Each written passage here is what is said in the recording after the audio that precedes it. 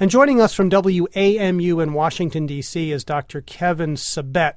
He's a former senior advisor to the Obama administration's director of the Office of National Drug Control Policy, director of the Drug Policy Institute at the University of Florida, and the president of Policy Solutions Group, a drug policy consulting company in Cambridge, Mass. And Kevin Sabet, thank you for joining us. Much appreciated. Great to be on public radio. Thank you. So, Kevin, let me start with you, if I could. You heard what Peter Ayashi had to say. He's one of many people across the U.S. who now uses marijuana for medical purposes. Why not legalize this, put it under state control, regulation, help more people like Peter? What's the problem?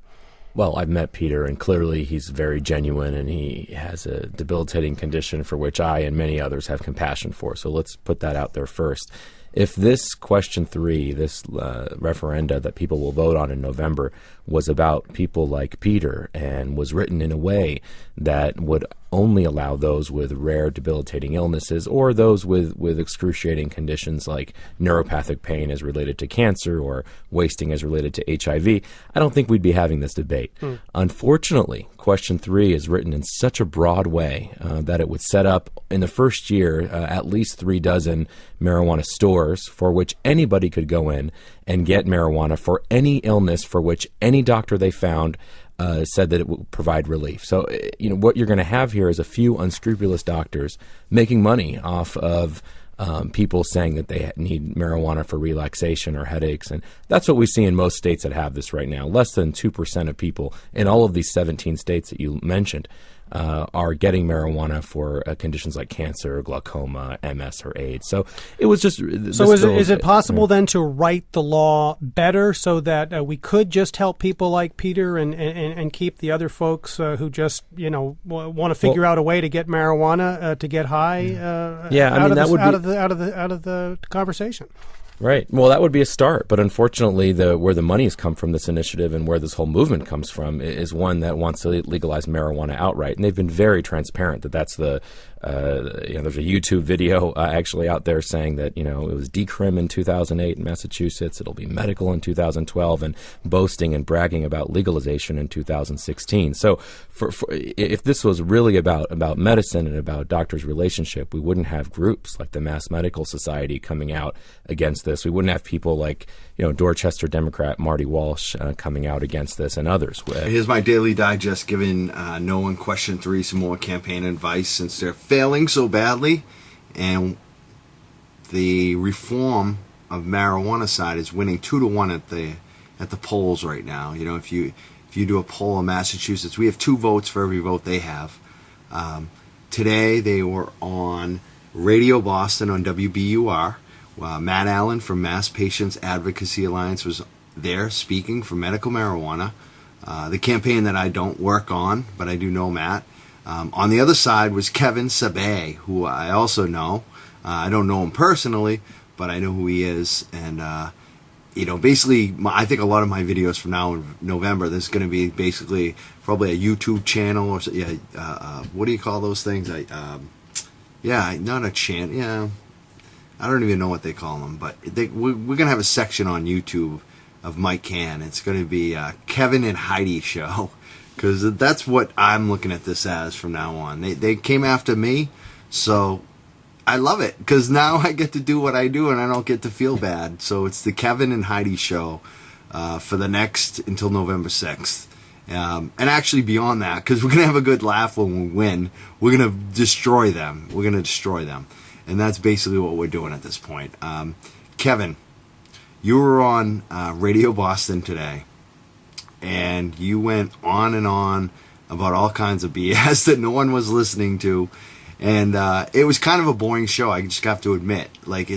We've all heard the crazy dude that still believes in reefer madness, and we've heard the medical marijuana folks that are, the policy advocates like Matt Allen, who are very safe and they want things very regulated. We know, we all, as listeners, and we all know the angles. We know what they're going to say. It was very predictable. What was kind of unpredictable was the fact that they had put out that press release attacking me yesterday.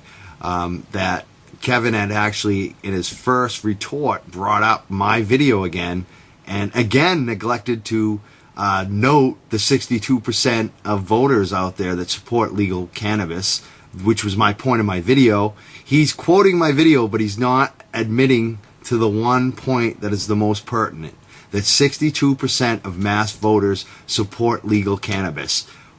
If that is true, how can you craft this whole thing about backdoor and we're trying to do it secretively? No, it's going to happen. Legalization is going to happen in Massachusetts. We have a ballot initiative process. There's one that runs every 4 years. We're at 62% support. We're running public policy questions right now, and you keep lying. And it's so obvious you're lying. If you look at the comments on the Radio Boston, you'll see that all the comments are on our side. If you look at the comments in the newspapers, the Metro West newspaper, all the comments are on our side. When you look at my Mike Cann videos, all the comments are on my side. When you look at Mike Cann Facebook, all the comments on my side. When you go to the MikeCann.net Facebook, all the comments on our side. Do you get the picture, Kevin? You guys are losing badly. And I hope that you do continue to promote me. Mention Mike Cann. You got to mention Mike Cann, and you got to stop ignoring the 62%. If you want to have any chance in this election, I'm going to tell you what you got to do. You got to own up that 62% out there support legal cannabis right now. That's the only way you actually could win, but you're too foolish to realize it. 62% support legal cannabis, Kevin. 62 in the state of Mass. Why wouldn't you? My friend Nikki Smokes today, we're talking about the definition of bigotry. Bigotry, I thought it was mostly racial and men versus women. It turns out that it's really about ignoring a class of people. This is what you're actually doing. This is called moral bigotry. That is what you are, Kevin. You're a bigot at this point, unless you own up to the 62%, which was the point of my video. If you want to put out press releases about me and my videos and be wrong about most of the information, you should at least own up to the fact that the main point of my video was 62% of mass voters support legal cannabis, and you have no leg to stand on by saying we're doing a backdoor legalization. We have the votes. We don't need to do anything backdoor. This is happening. There's a group of people separate from the medical marijuana people, and they're working on legalization. That's what we're doing. We're not even attached to the medical marijuana. However, I am a medical marijuana patient. I support medical marijuana. Absolutely. I think it should happen. It's going to happen. But when you look at what's actually happening in the state, and when I say we, for the legal marijuana, I'm not actually really working, I'm not one of the real people working on it. I'm saying we as a group of people in Massachusetts. It's going to happen here.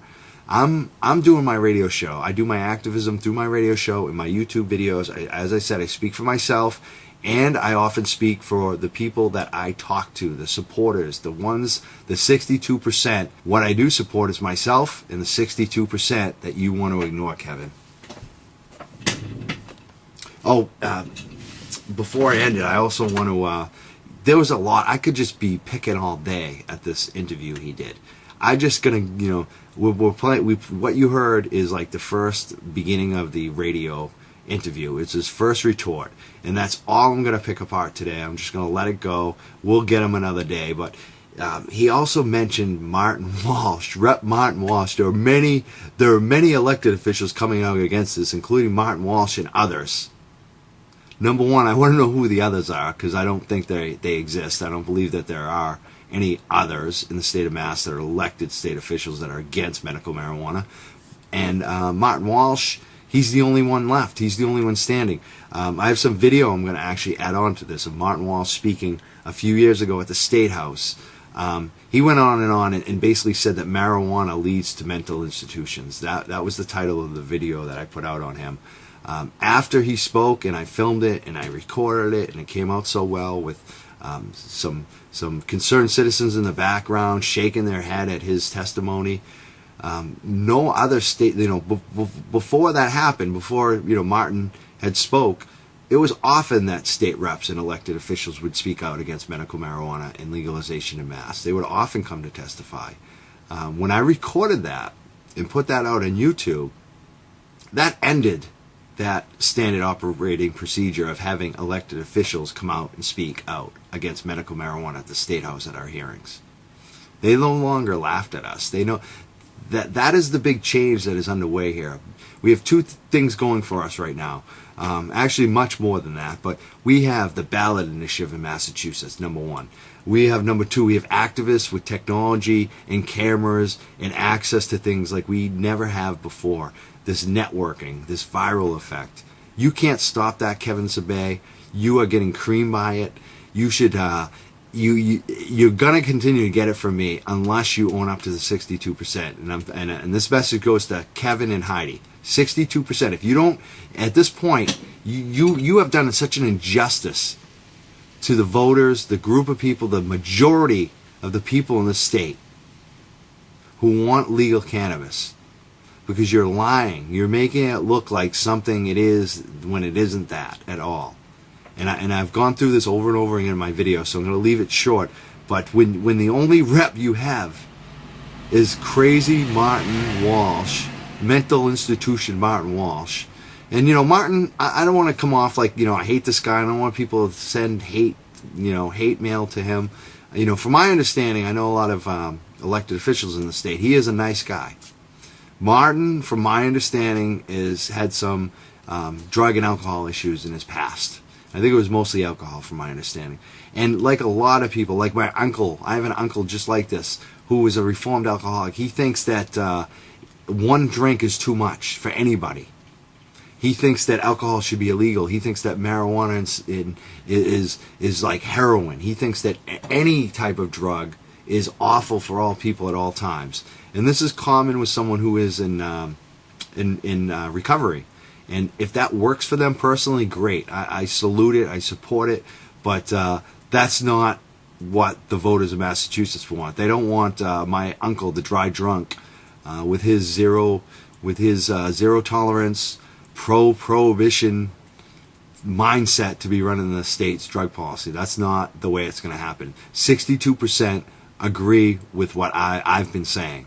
That's why I have the popularity. That's why I have the support on YouTube. That's why I have way more Twitter supporters than your Vote No on Question 3 campaign. That's why we get the comments, because we're right and you're wrong, and the people know it. And you don't have enough time. You have weeks to go here in this election. You have no money. The campaign ads for the other side haven't even started. I could do whatever the hell I want, and I know this campaign's going to win. And that gives me such a great amount of freedom right now. Think about that. 2-1 we're going to win. 2-1. I'm predicting 65-35, just like Decrim. We might lose a few points just because of medical, because people don't like some of the things with medical. But legal, we're getting that 2-1 too. I mean, that is what people want. 62%. You can't deny it. It's only going to increase from here. You heard it. Mike Cann told you so. But Martin Walsh, he's the only one. The only one. He's the only one left. All the rest of them. Scott Brown even. He was another one I went after. Scott Brown, when I put him on camera, when I went after him with the protests, me and Gasek and some other people, we organized MassCann. Not MassCann didn't actually do that one, but some MassCann people, we organized a protest against Scott Brown a few years ago, and he totally backed off publicly, wanted to be, more silent on the issue. He did, and recently he has come out against medical, but even in those statements, he's saying things that are friendlier to our movement. And it's like there's only a couple people left.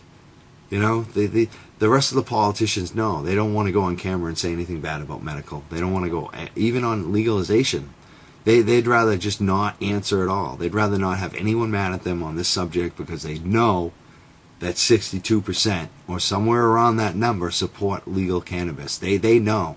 Decrim showed them that this is an issue that people care about. And Kevin, you got Martin Walsh and that's it. Be honest. Why can't you be honest, Kevin? You got Martin Walsh and you got nobody else. You might have Scott Brown. That's it. That's it. And even Scott Brown don't want to talk about it.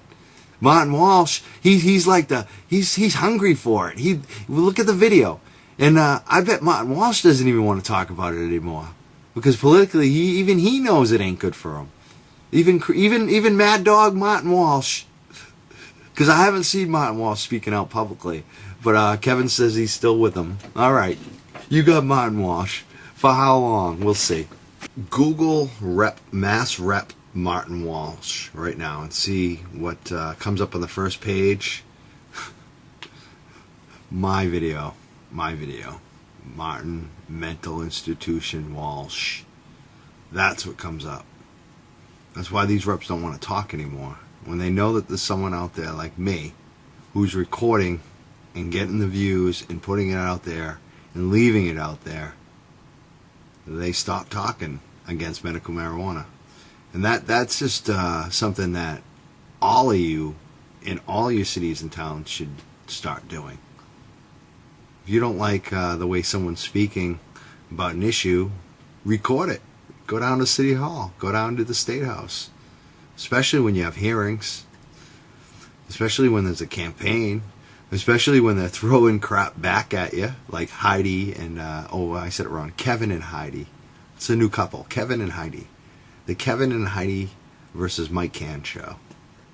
Mike Cann versus Kevin and Heidi. I don't know. Which sounds better? You tell me. That's what this is going to be. For the next few weeks, it's going to be Mike Cann crushing with his videos. It's just videos. That's all it is. I'm putting out videos, and it's the Kevin and Heidi show. Kevin and Heidi. Man, I hope I run into you someday, Kevin, in Cambridge, because I live in Cambridge. I know sometimes you're here when you're not in D.C. doing God knows what. But maybe we'll see each other in the street. I'll smoke a joint, and you can tell me how bad it is for me, and I'll just explain to you that it's helping me feel good and talk to you intelligently. Oh, man. Yes, I am a medical patient for back pain. You should run your hand down the back of my spine. Tell me that this is the thing with all this talk about restrictive medical marijuana. I hate that shit because a lot of times they won't even allow back pain. Because they think that's something that a lot of people are lying about, and I'm sure there are some people lying about it. But you know what? That's also a big one for a lot of people. That is like daily pain. When you have a spinal injury, when you have spine pain, when you have back pain, that affects every part of your body. It affects your mind. It affects your emotions, your mood. It's there 24/7. Some days you just want to sleep all day. You can't even get out of bed. And there are a lot of people afflicted. When you look at the number of people with back injuries, and there are a lot of young people with back injuries. Young people are prone to getting accidents, and these are the types of injuries that young people actually do have.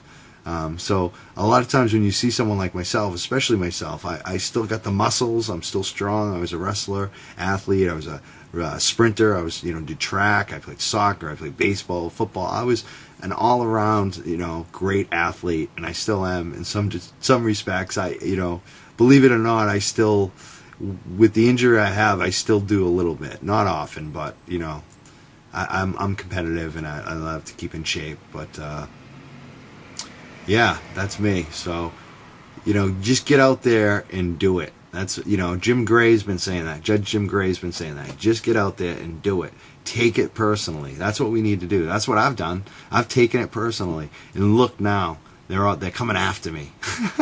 You can't come after me. I'm an open book, dude. Good luck with that.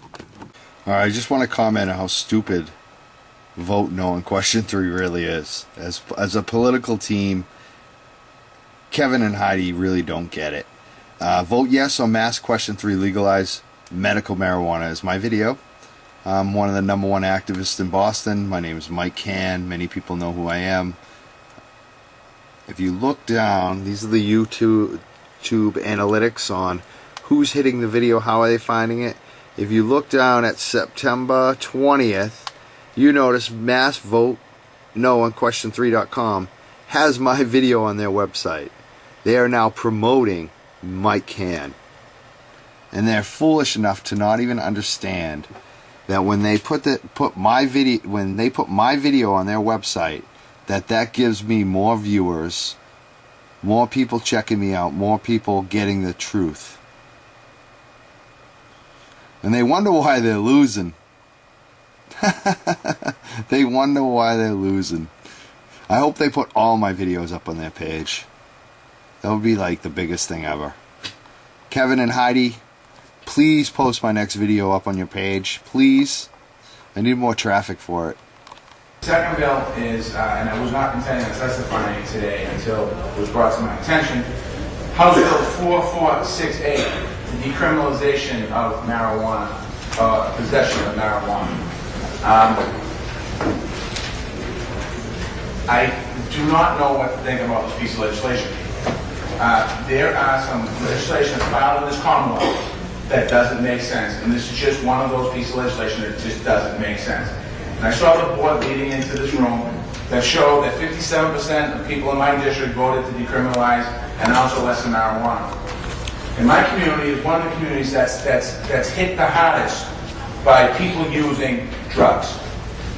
Drugs are illegal. You're going to hear somebody talking about, I saw some flyers floating around here, about alcohol and marijuana. They're two very different substances. And if we want to outlaw alcohol, let's do it.